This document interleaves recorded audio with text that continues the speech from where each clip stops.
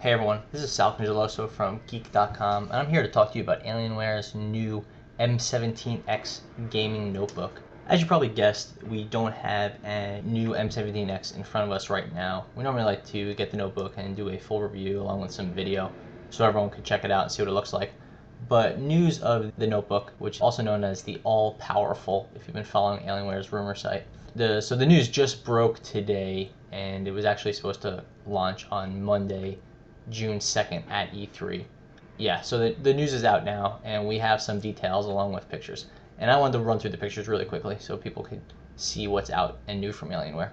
So we'll run through the slideshow, and people can get a sort of a look at what's going on. So the big news here with the M17X is that the old M17X is being replaced with this new model. Now it has a new graphics, so we see NVIDIA 260M and up to dual 280M GeForce GTX cards with 1 gigabyte. So serious graphics power, especially compared to the old 9800s.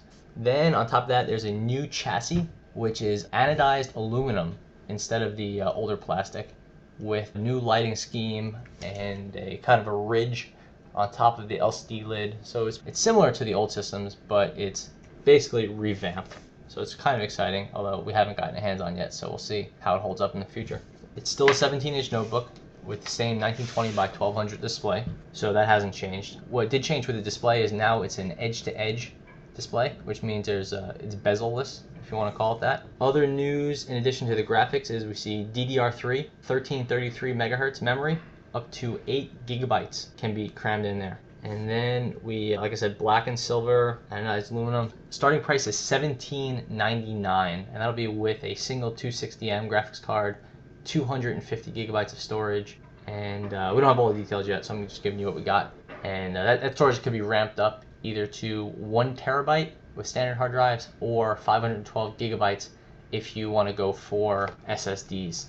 And in the other news, which this was not a standalone release, Dell will be moving all its gaming products over to Alienware brand. So that means XPS is now just going to be a modifier within Dell's sub-brands. For example, you won't buy an XPS gaming rig like the M1730, which is being canceled. Now you would get say a Dell Studio XPS 13, and it'll basically be a hooked up version of the Studio 13. And the Alienware will be taking over all the gaming rigs, which is why we're going to see this M17X be the dominant model.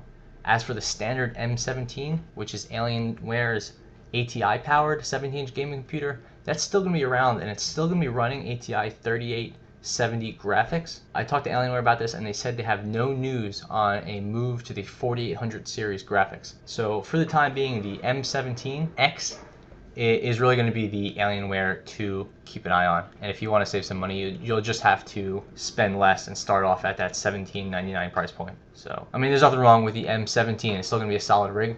But if you want the newest possible graphics, you're either going to have to hold out for the new M17, which there's no word on, or pick up this M17X. Yeah, that's it. Alienware's new M17X.